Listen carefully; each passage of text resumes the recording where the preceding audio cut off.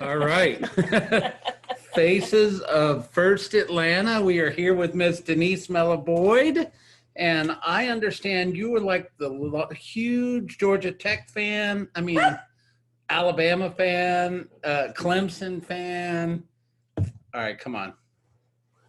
Go Dogs. I understand. Go Dogs, go Dogs, go Dogs. I was told to give you a hard time in the beginning. So, Nope. All right, well, let's dive in. So, obviously, I think a lot of people know you're our productivity coach here at the office, and you sell and you're on ALC.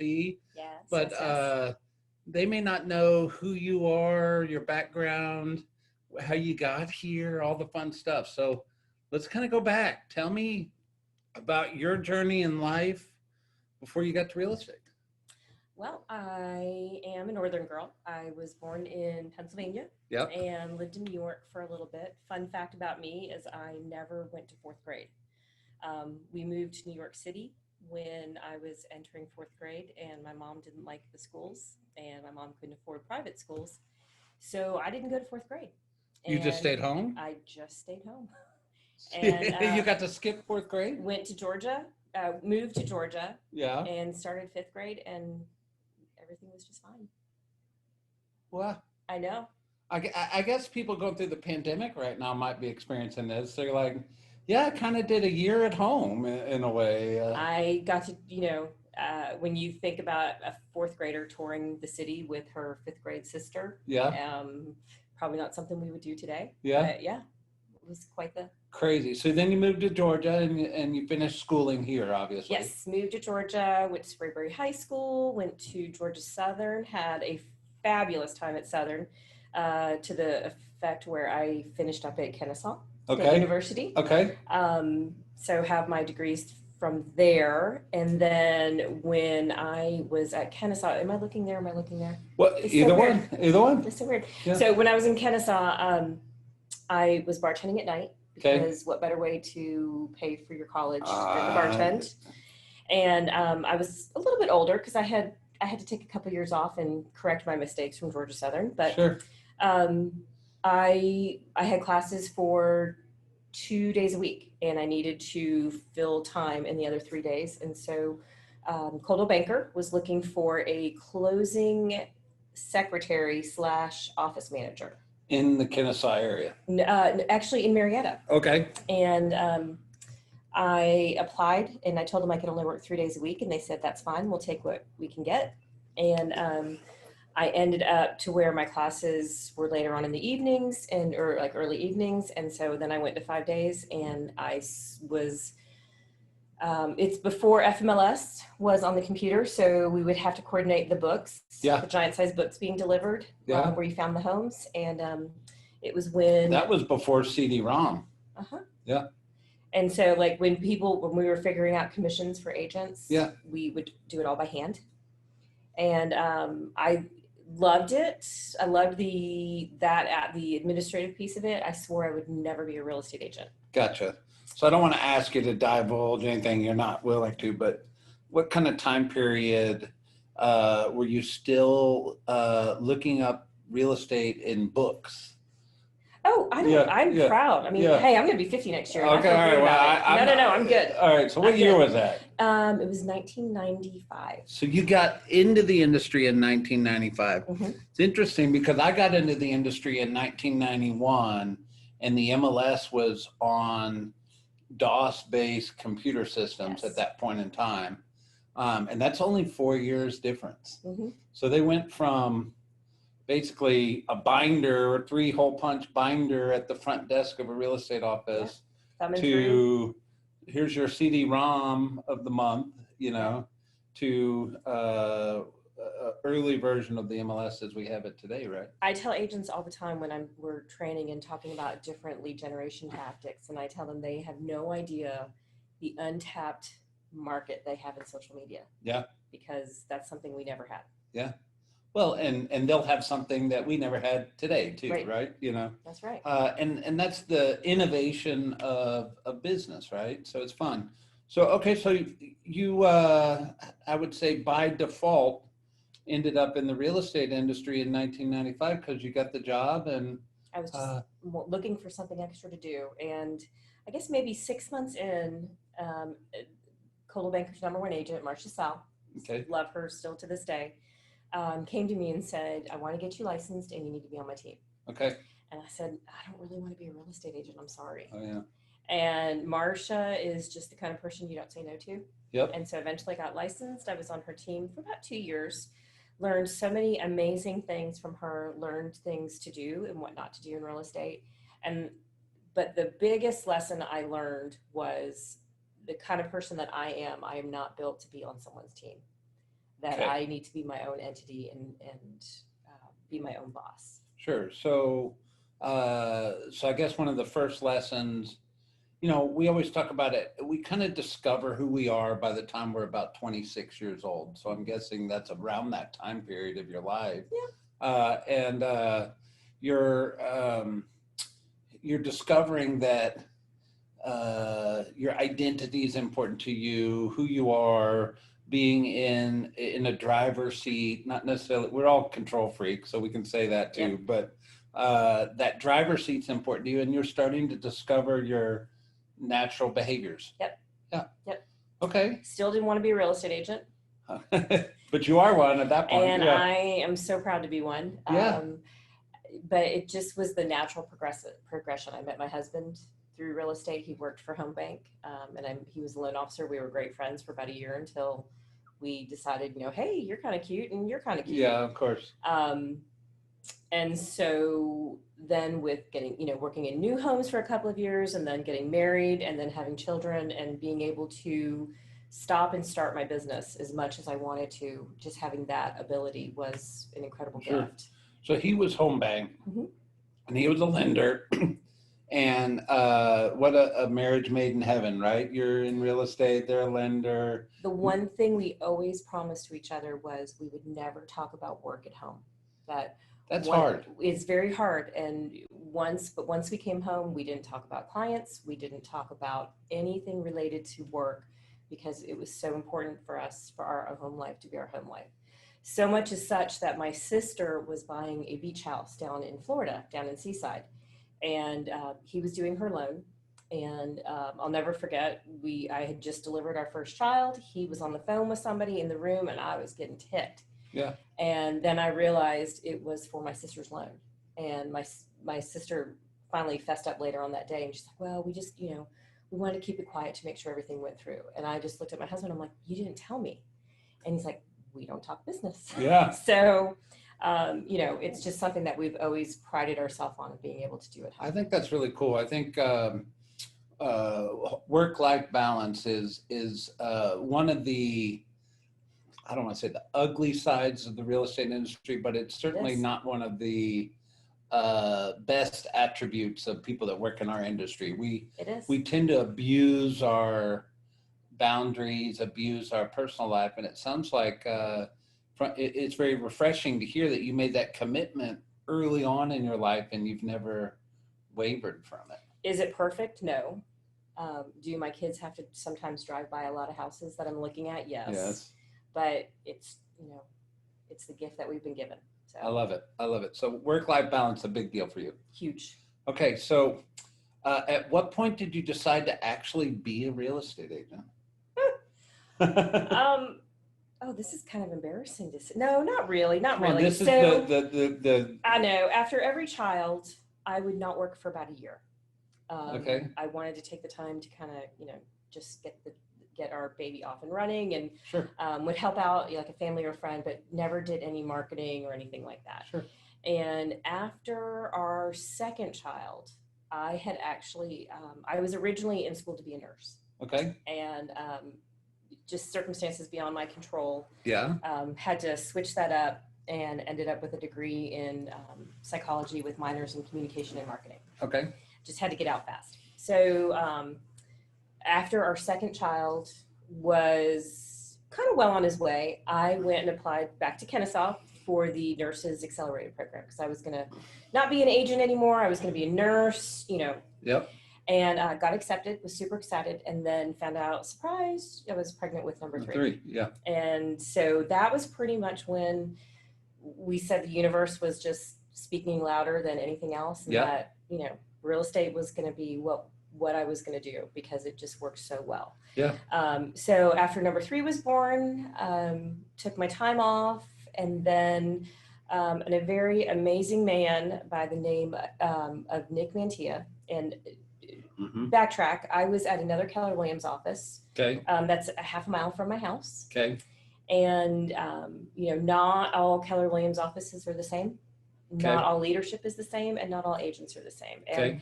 And it wasn't working for me. So to just kind of figure out what I wanted to do, I put my license with Solid Source. Okay. Was having the child, you know, just kind of play like a placeholder. Yep. And was trying to figure out what I was going to do. And a very dear friend by the name of Nick Mantia, met him through Home Bank with my husband, came to me and said, hey, I've got this property management company. We need to hire an agent to basically sell the assets. Okay. And I was like, okay, this is great. This is great. You know, he's going to, you know, be our team manager. And he said, but one caveat is I want to introduce you to an incredible person. Her name is Donna McClure. Okay. I want you to join her Keller Williams office down at First Atlanta. And I said, you know, I did the Keller Williams thing. I don't know if that's something that's going to work for me, but took the interview, came down here, met with Steve Kaut. Yep. And the rest was history. Fell in love with Donna. She's now family. Her daughter is my daughter. Both her daughters are. And it has been probably one of the greatest gifts in my real estate career is to meet Donna, meet the agents in this office, but get pulled into this office because I love it. This office is like no other. So what year was that? 2008, we started talking, and then it officially happened 2009.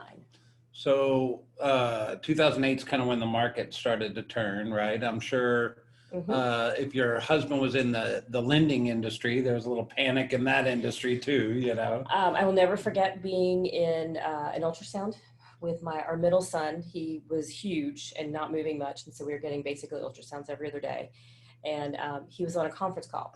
And it was on a Tuesday, and they announced that Home Bank was closing their doors on Friday. Okay. And he was, it was a kick in the teeth. So yeah, it was all during that time. But we always say we brought 2 kids in the world during a crazy time, and we're both still in real estate today. So we must have done something right. Yeah, you're resilient, right? You just got to work. Got it. So you're not immune to work. No. You just make sure you maintain your home life balance. Yes, it's very important. Awesome. All right. So you get into the industry here, and obviously if they're liquidating assets in 2008, it's all the investors that are freaking out about owning property. You interview with Donna McClure and Steve Kaut, and you come over here. Yep. And we've been your home ever since for 12 years, right? Yep. Love it. So what happened? 12 years. You know, it's been an amazing 12 years. So let me back up. At what point did you decide to actually be a real estate agent again? When I came to this office. Okay. So that was the line. Yep, that was You've the line. You've been licensed 1995 to 2008. Licensed in 98. 98. Yep. So the first 10 years it was a hobby. It was pretty much a hobby. I did not, I mean. I don't mean that insulting. I hope you no, don't think that. No. I didn't do any lead generating. Yeah. I didn't do any lead generating. I just was fortunate enough to where I knew a lot of people. I could market that way. You know, working with Marcia, I learned so much. I was able to, and then I got into new homes. Yeah. And met a lot of folks that way, but I never had a database. I never lead generated. I didn't do pop buys. Yeah. I did nothing. So I think I didn't do that. I worked hard, but I did not work to bring more business in. And that was I always tell folks to this day, that was my kiss of death. So it was, in a way, hobby is probably not the word. It was, you were entrepreneurial, not purposeful about your real estate career. You were licensed, and if people called, you'd help them, and you worked hard.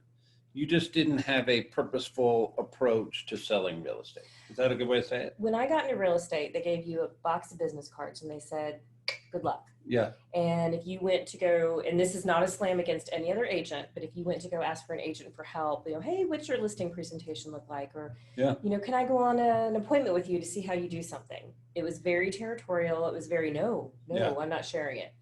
And I'm not a person that handles the word no well. And I've learned too, but that's, that's one thing about me. And I just was not purposeful about my business. But when I came here and I was introduced to so many avenues of how awesome my real estate career could be, it was just kind of like an elephant on the table, and I didn't know where to start eating. Got it.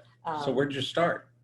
I just started boots to the ground. Okay. With the inventory properties. I became more purposeful about calling everybody in my database. I had to create. Well, you had to create. I was about to say, let's back up. You had to create a database. Yep. Excel was my friend for the longest time.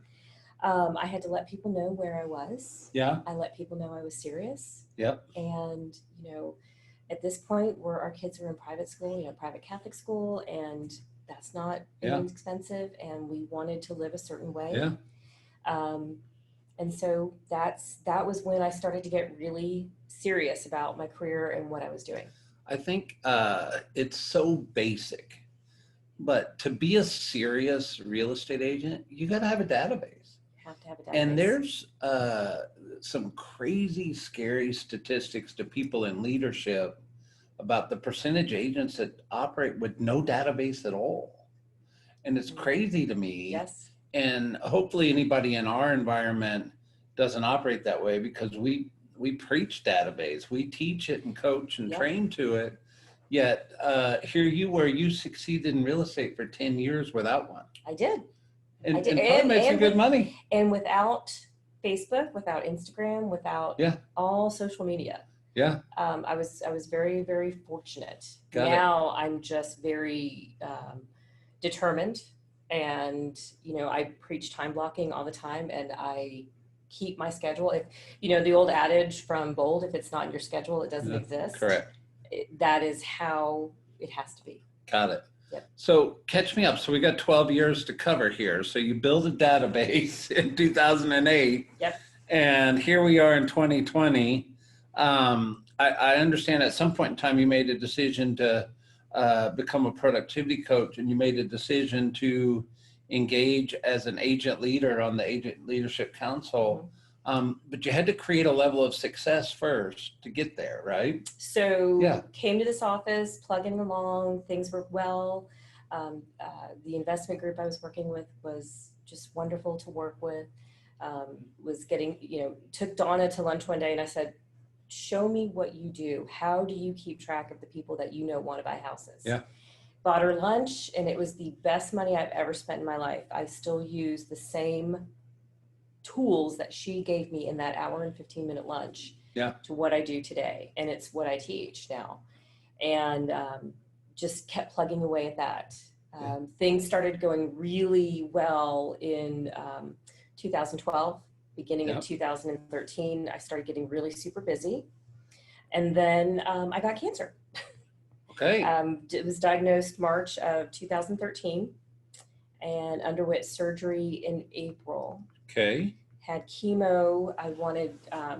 I was fortunate enough to where I could wait to have the chemo over the summer. Okay. So, because I had a second grade daughter, and then my son was starting kindergarten, and then I had a 2-year-old. So I didn't want to be the mom with cancer at school. Okay. As much as I already was. So did chemo all throughout the summer, had about 4 or 5 more surgeries between the end of the summer and probably the next August. Okay.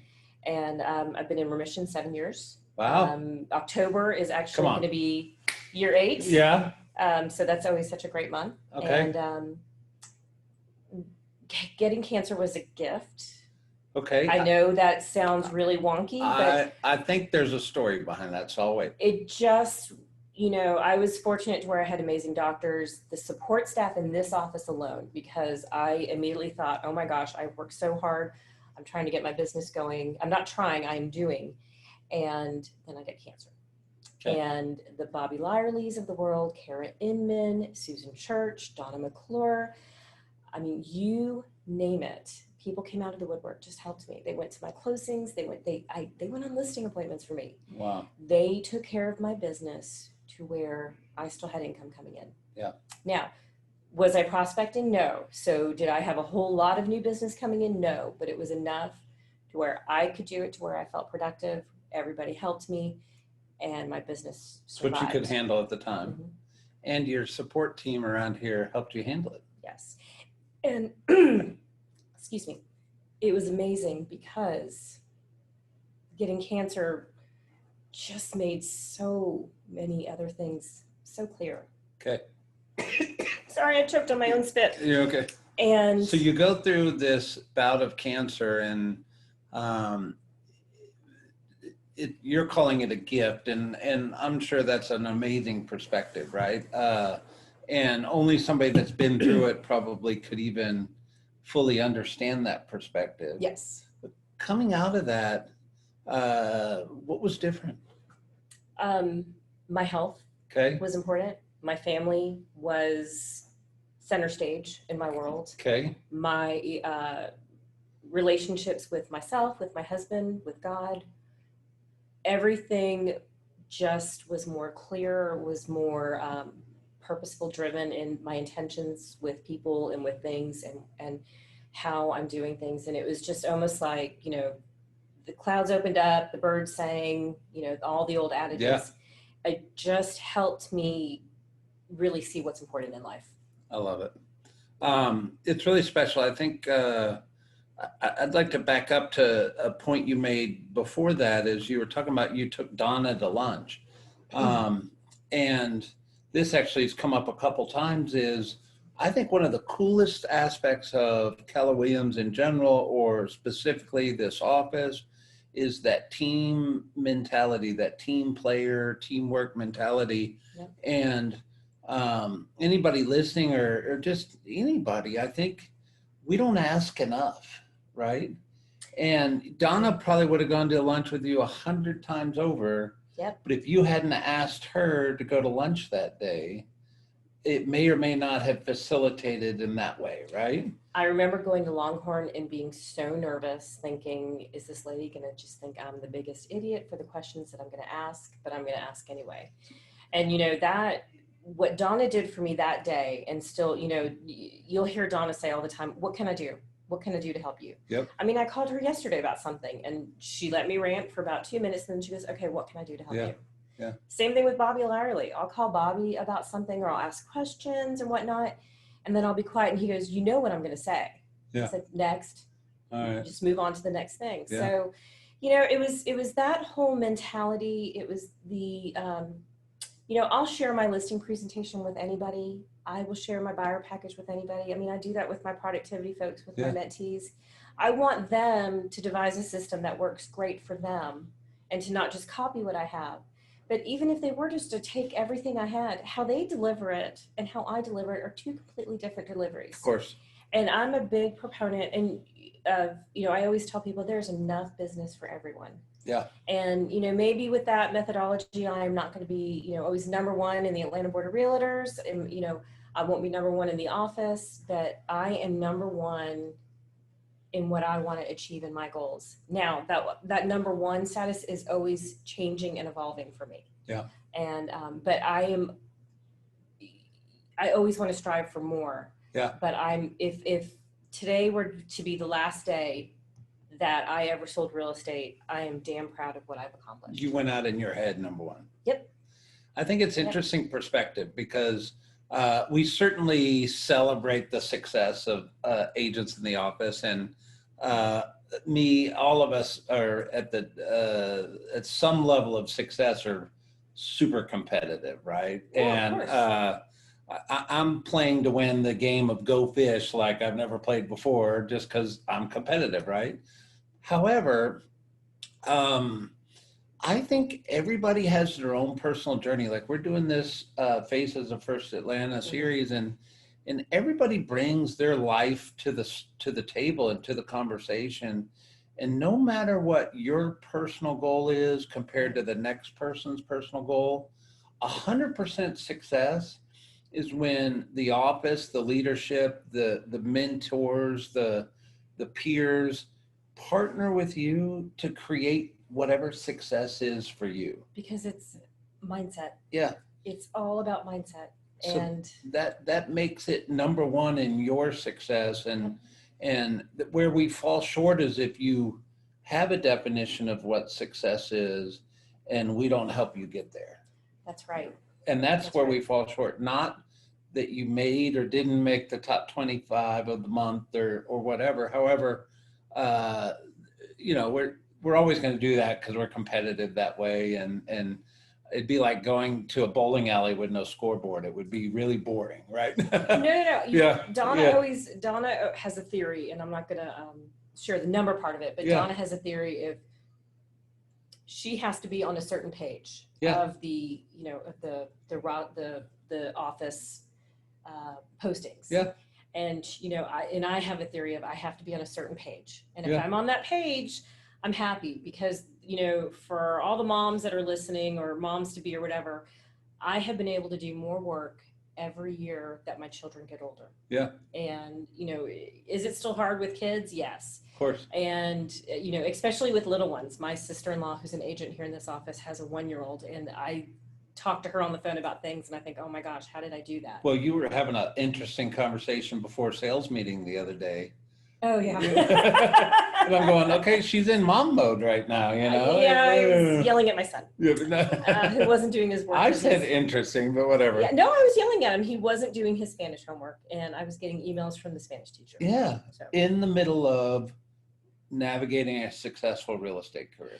You know what though? It's a gift. That's life.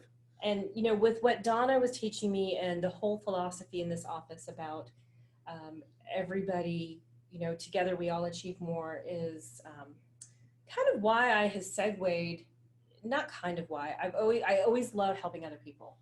And I just, new agents, they're little newborns. And I remember what it was like to be a new agent. And I remember, you know, how sometimes, you know, you can make it or break it really fast. And so that, and then just a couple of other things, that's why moving into the productivity role has just been so exciting for me. I just sitting here thinking about that going, okay, at one point in time you wanted to be a nurse, and you graduated with a psychology degree, and now you're a productivity coach and you serve on Agent Leadership Council and you maintain a work-life balance.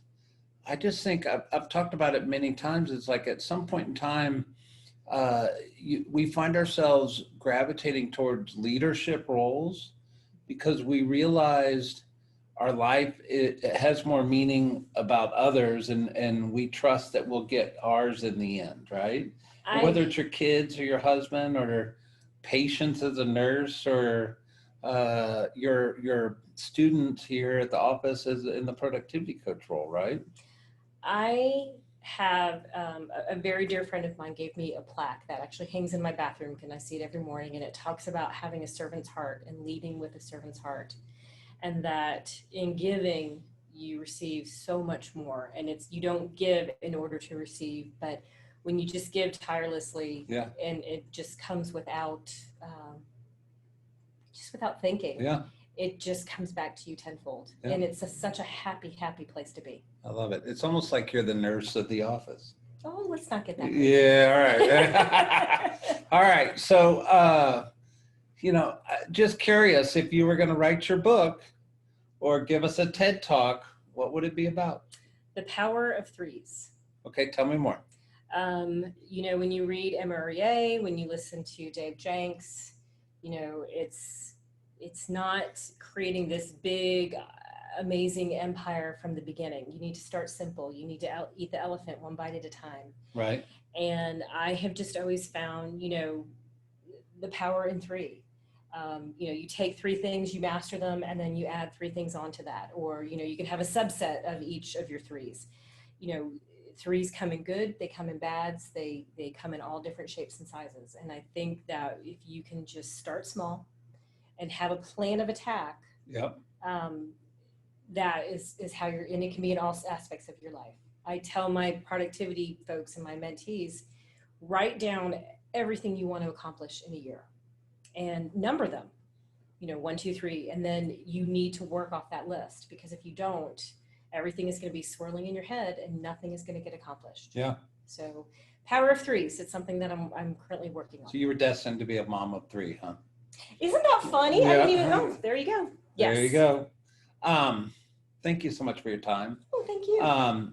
Just real quick, what does productivity coaching mean? What does that look like? Why would I even consider it or understand it? So, with productivity coaching here in the office, we have it to where after you leave the mentor program, you've done your 3 transactions. Yeah. And that's something Mike Ray started. I didn't do the 3s, but everybody see the theme here. Yeah. You don't have direction. You did your 3s. You may not know where to go. You may not know where to start. And so with coaching, we talk about time blocking. We talk about next steps. We talk about your mindset. Mindset is huge. We talk about formulating a game plan for lead generation. If you don't lead generate at least 5 days a week, you are missing out on a big picture. And it's just, we talk about starting small and then growing on it. Yeah. That is just a very small piece. Yeah. We talk about contracts. I am accessible to you. I always tell my folks, if you have a quick question, text it to me. And if I can answer in a text, I will. If you need 5 minutes, say, hey, can I have 5 minutes of your time? And I always just tell them, I treat them like they were my buyers and my sellers and my clients because they are important to me. I love it. And, in our business, if you don't return a phone call, if you don't actively pick up the phone, call people and engage, they're going to find somebody else because there's always somebody else right around the corner waiting to pick up business. Got it. And so would you say if you have a desire to be a serious real estate agent, you have to have a plan, you have to be purposeful, you have to be strategic, and ultimately we can teach all that in a classroom setting, but if I'm really serious, I need to engage into productivity coaching. Yes. To put all that into action. Yes. So my career takes off. It just keeps you organized. I hold you accountable. I'm not going to yell at you, but I am going to point out if there's something that you were supposed to do that you didn't do, or things that we can do differently. But I do hold you accountable because, I equate it to like hiring a trainer at the gym. Exactly. I don't like them, but I need them. That's right. That is right. And then I grow to like them, right? Because they changed my life. Yep. Well, everybody that I work with, they are changing my life. I'm learning from things from them as much as they learn from me. Yeah. And, I still have an active book of business. And I think it's important, that if I'm going to walk the walk and talk the talk and teach it, yep, I need to also be actively in it. So it's just a whole rounded thing for me. So I love it.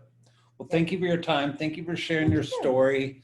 I guarantee you people got a lot out of your story, and it's very applicable to their lives. So thank you. So. Thank you. Have a good day. Bye, everybody.